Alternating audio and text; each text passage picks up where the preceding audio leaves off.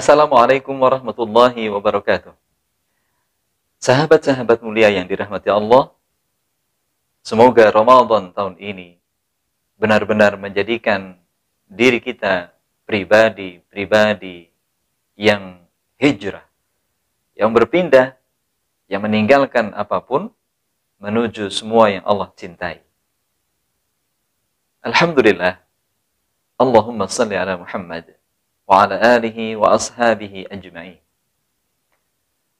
Sosok Ummul Mukminin yang luar biasa ini mendampingi Nabi sallallahu alaihi wasallam, menjadi teladan bagi orang-orang beriman, para sahabat Nabi, sahabiah Rasulullah sallallahu alaihi wasallam, hingga sampailah kisah itu, keteladanan itu kepada kita.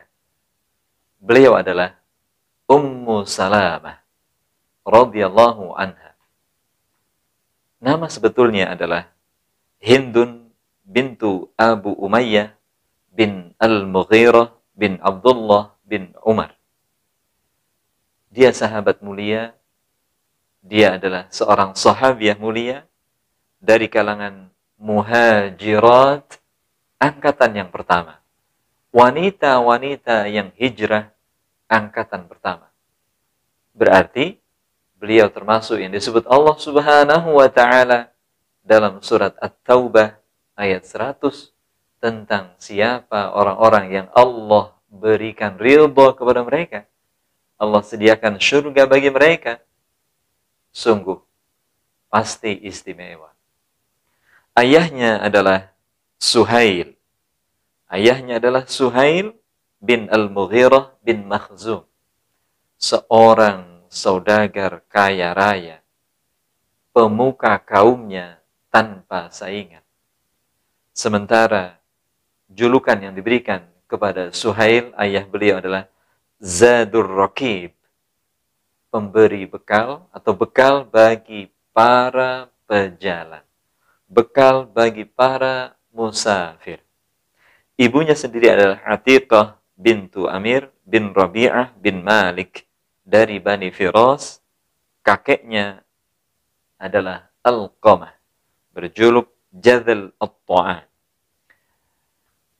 Hindun kecil tumbuh dalam keluarga yang mulia, keluarga yang luhur. Kata kunci dari keluhuran dan kemuliaan mereka adalah keberanian dan kedermawanan. Sejak kecil, ia memiliki kepribadian yang sangat kuat dan sangat dihormati oleh kaumnya. Suaminya yang pertama juga menjadi sahabat Nabi sallallahu alaihi wasallam. Tentu julukannya adalah Abu Salamah. Ummu Salamah, suaminya adalah Abu Salamah. Beliau adalah Abdullah bin Abdul Asad bin Hilal bin Abdullah bin Umar bin Abu bin Makhzum. Ibu dari suaminya adalah Barrah bin Abdul Muttalib. Barrah bintu Abdul Muttalib. Berarti bibi Rasulullah sallallahu alaihi wasallam. Abu Salamah dengan Nabi sallallahu alaihi wasallam merupakan saudara sesusuan. Sama-sama menyusu dengan Thuwaibah, mantan budak perempuan Abu Lahab. Suami istri ini, Abu Salamah dan Ummu Salamah, adalah sahabat-sahabiah as-sabiqun al-awwalun. A'udzu billahi minasyaitonir rajim.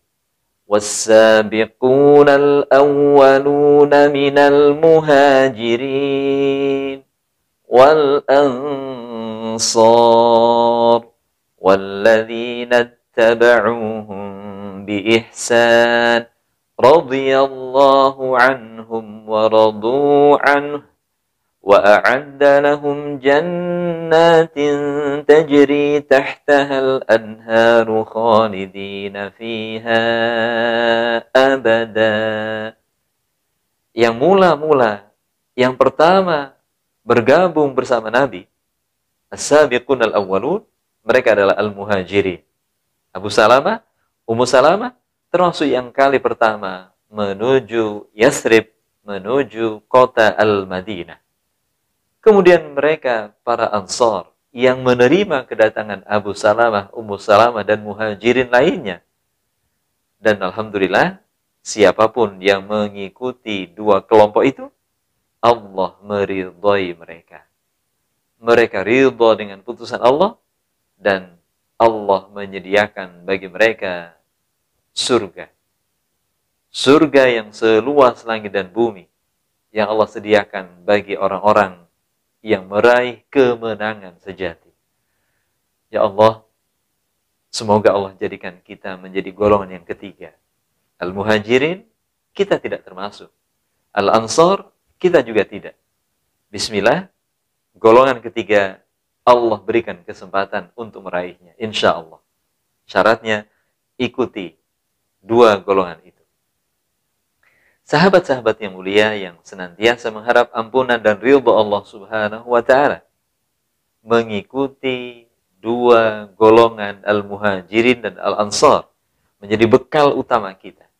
Oleh karenanya, kisah Ummul Mukminin, Ummu Salamah, ini luar biasa. Berawal dari syahidnya sang suami, Abu Salamah. Ketika peristiwa Badar, Rasulullah Sallallahu Alaihi Wasallam sebelum berangkat ke Badar, beliau menuju Dzul Ushairah, tepatnya pada Jumadal Ula, tahun kedua Hijriah. 2 atau 3 bulan sebelum peristiwa Badar.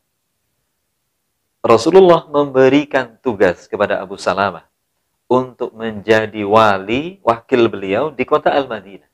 Sementara beliau, Rasulullah, menuju Dzul Ushairah, Abu Salamah memimpin kota Al-Madinah. Maka beliau kemudian memimpin dengan sangat baik, ya, sebagaimana amanah dari Rasulullah SAW. Kemudian beliau, Rasulullah dan para sahabat, kembali dari Dzul Ushairah, membuat perjanjian damai dengan Bani Mudlij dan Bani Zamrah. Sampai di kota Al-Madinah, baru kemudian peristiwa Badar terjadi. Allah Subhanahu wa Ta'ala memerintahkan Nabi dan para sahabat untuk berhadapan dengan pasukan perang Quraisy, yang tadinya mereka berniat hanya mencegat kafilah dagang Abu Sufyan, ternyata Allah hadapkan dengan pasukan perang. Allahu Akbar. Sahabat-sahabat sekalian, Badar usai dengan kemenangan gilang gemilang. Selanjutnya, kafir Quraisy begitu dendam. Mereka mempersiapkan untuk menyerang, memukul balik Rasulullah dan sahabatnya. Tepatnya di tahun ketiga Hijriah, terjadilah perang Uhud. Dan disinilah awal syahidnya Abu Salamah. Padang Uhud, Jabal Uhud, menjadi saksi tentang keberanian, kepahlawanan, kejuangan sahabat Abu Salamah, suami dari Ummu Salamah. Tetapi qadarullah, beliau hanya menderita luka-luka, belum sampai syahid. Baru beberapa hari kemudian, Allah takdirkan beliau syahid di kota Al-Madinah seselesainya perang Uhud. Allahu Akbar. Kesedihan menggelayut dalam kehidupan Ummu Salamah. Maka beliau, Ummu Salamah, datang kepada Nabi Sallallahu Alaihi Wasallam, kemudian memohon nasihat dari Rasulnya Sallallahu Alaihi Wasallam.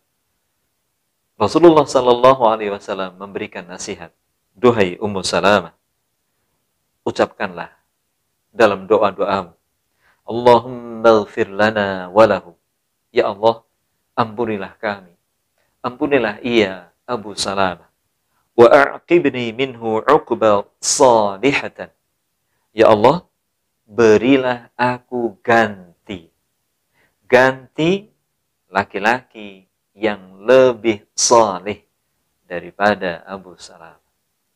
Doa ini pun dilaksanakan oleh Ummu Salamah, dan Allah Subhanahu wa Ta'ala mewujudkan janjinya.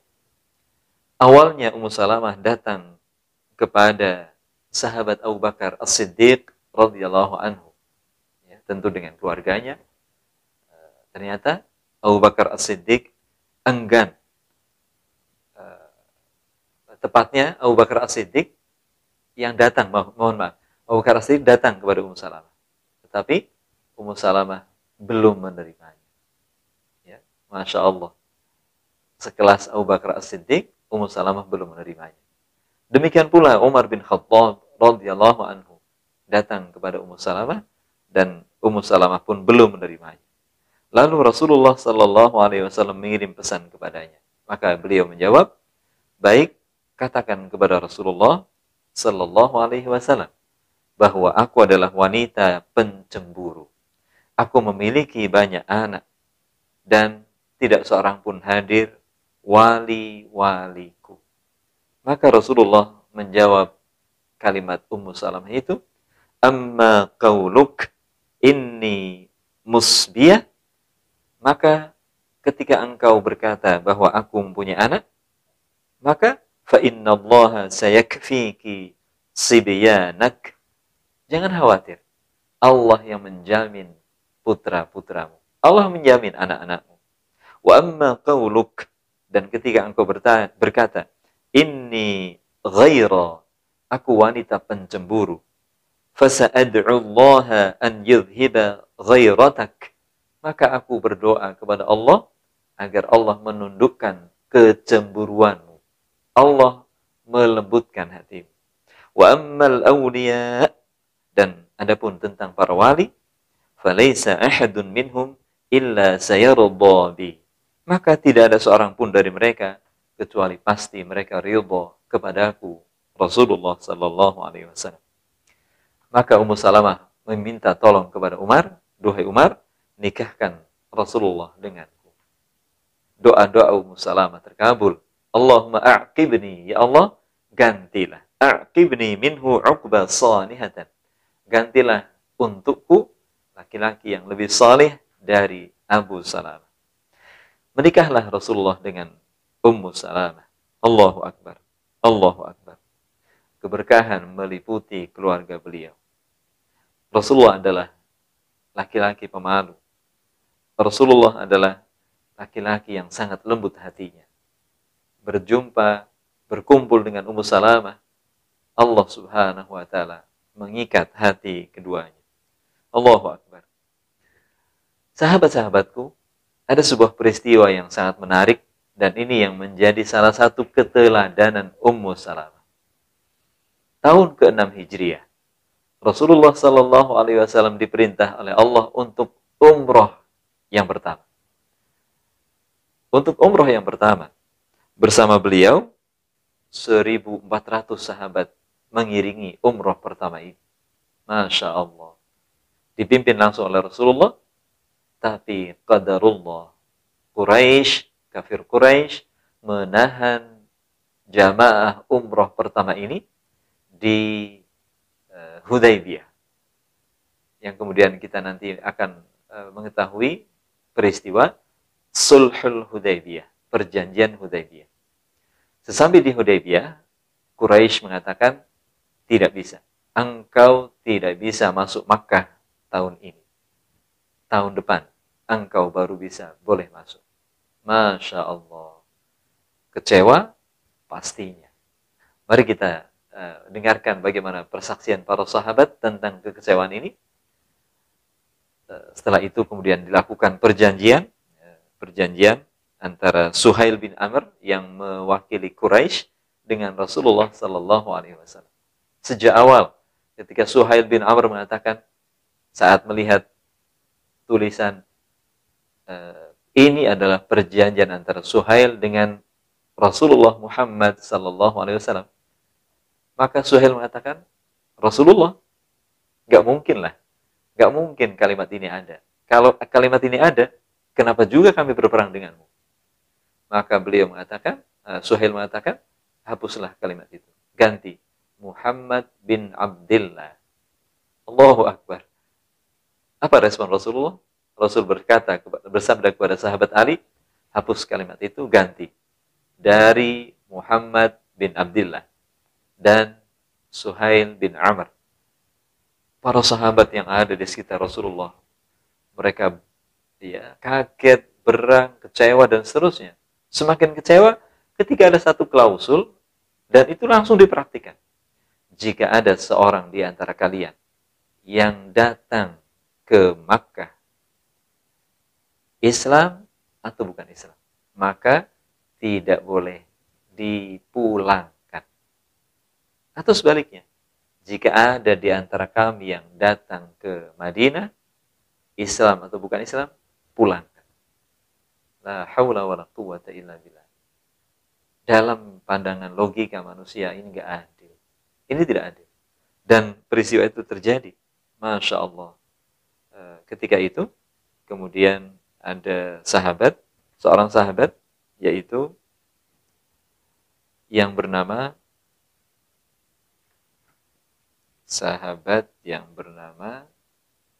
Abu Jandal. Abu Jandal, kemudian beliau tertatih-tatih dalam belenggunya, ia keluar dari bagian bawah Makkah dan melemparkan dirinya di depan kaum muslimin. Maka Suhail berkata, "Wahai Muhammad, ini perkara pertama yang aku tuntut darimu, yaitu kamu harus kembalikan kepada kami." Masya Allah. Nabi SAW menjawab, kita belum selesai. Kesepakatan ini belum selesai. Suhail berkata, kalau begitu, demi Allah, tidak ada perjanjian damai apapun. Maka Nabi berkata, berikanlah dia kepadaku. Berikanlah Abu Jandal kepadaku. Ia menjawab, Suhail menjawab, aku tidak akan pernah. Perjanjian kita harus dikembalikan kepada kami. Nabi berkata, ayolah, kembalikan kepada kami. Tidak akan. Salah seorang musyrikin kemudian berkata, kami memberikannya kepadamu. Abu Jandal berteriak, kaum muslimin, duhai kaum muslimin, apakah aku akan dipulangkan kepada kaum musyrikin? Padahal aku sudah datang kepada kalian sebagai muslim. Tidakkah kalian melihat penderitaanku? Begitu rengek Abu Jandal radhiyallahu anhu. Allahu akbar. Tapi Rasulullah sallallahu alaihi wasallam menunjukkan konsekuensi dalam perjanjian. Kalau sudah sepakat, beliau lakukan. Maka ini bertambah kekecewaan, pertanyaan, dan kumpulan-kumpulan kekecewaan ada dalam para sahabat. Mari kita lihat salah satunya adalah sahabat mulia Umar bin Khattab radhiyallahu anhu. Beliau datang kepada Nabi sallallahu alaihi wasallam. Kemudian beliau berkata, "Ya Rasulullah, bukankah engkau nabi yang hak, yang membawa al-haq?" Nabi sallallahu alaihi wasallam menjawab, "Ya." "Bukankah kita di atas kebenaran?" Lanjut Umar bin Khattab. "Dan mereka, musuh-musuh kita, ada dalam kebatilan." Rasul menjawab, "Ya." Umar melanjutkan dengan lebih keras lagi. "Mengapa kita rela? Mengapa kita rela menerima kehinaan, diatur oleh mereka? Bahkan agama kita direndahkan." Maka Rasulullah sallallahu alaihi wasallam menjawab dengan tegas, "Inni Rasulullah. Sungguh aku Rasulullah. Walastu a'sihi wa huwa nasiri." Dan Allah tidak mungkin mendurhakaiku. Allah tidak mungkin aku durhakai. Walastu a'si, dan aku tidak mungkin mendustakan Allah. Dan pasti wa huwa nasiri, Allah pasti menolongku. Mendengar sabda Nabi ini, sahabat Umar pun terdiam. Tapi beliau tidak berhenti. Beliau menuju sahabat mulia Abu Bakar As-Siddiq radhiyallahu anhu. Kita lihat bagaimana kedudukan Abu Bakar dengan Umar. Masya Allah. Didatangi oleh Umar, Abu Bakar pun menerima. Kemudian Umar berkata, "Duhai Abu Bakar, bukankah Rasulullah itu al-haq? Membawa yang al-haq?" Abu Bakar menjawab persis seperti jawaban Nabi. "Ya." "Bukankah kita dalam kebenaran sementara mereka dalam kebatilan?" Abu Bakar menjawab, "Ya." Dan pertanyaan ketiga persis dengan pertanyaan kepada Nabi. Lantas mengapa kita menerima dengan rela, dihinakan mereka? Agama ini direndahkan. Sahabat-sahabat yang mulia, sahabat Abu Bakar, Masya Allah, menjawab dengan jawaban persis seperti Nabi Sallallahu Alaihi Wasallam. Sungguh, beliau adalah Rasulullah. Beliau tidak mungkin menyelisihi, bermaksiat, membangkang Allah. Dan Allah pasti menolong beliau. Masya Allah. Sahabat-sahabat yang mulia yang dirahmati Allah Subhanahu wa Ta'ala. Maka permasalahan semakin tampak, semakin ruwet, semakin pelik. La haula wa la quwata illa billah. Saat Rasulullah memerintahkan para sahabat untuk bercukur dan menyembelih hadyu mereka, menyembelih binatang ternak mereka. Para sahabat tidak bergerak, tidak bergeming. Wajah Rasul pun tampak sedih. Beliau masuk ke dalam tenda dan di dalamnya ada Ummu Salamah radhiyallahu anha. Ummu Salamah pun berkata, "Ya Rasulullah, duhai Rasulullah, engkau menginginkan hal itu? Keluarlah dari tenda, mintalah kepada salah seorang untuk mencukur rambutmu, ambil binatang ternakmu, sembelih dengan nama Allah, tanpa bicara apapun." Masya Allah. Ummu Salamah memberikan ide cerdas. Dan Rasulullah Sallallahu Alaihi Wasallam pun tersenyum. Dan beliau keluar tanpa bicara. Melakukan apa yang disarankan Ummu Salamah radhiyallahu anha. Apa yang terjadi? Para sahabat pun menangis. Dan mereka mengikuti apa yang dilakukan oleh Rasulullah Sallallahu Alaihi Wasallam. Begitulah Ummu Salamah radhiyallahu anha mencontohkan keteladanan luar biasa, kasih sayangnya, kecerdasan, ide yang brilian, ide yang cerdas. Ibnu Hajar rahimahullah berkomentar, Ummu Salamah adalah wanita cerdik, pemilik pendapat yang tepat.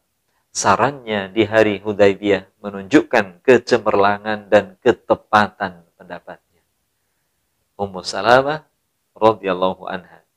Semoga Allah Subhanahu wa Ta'ala mempertemukan kita dengan beliau di surganya nanti. Terima kasih. Assalamualaikum warahmatullahi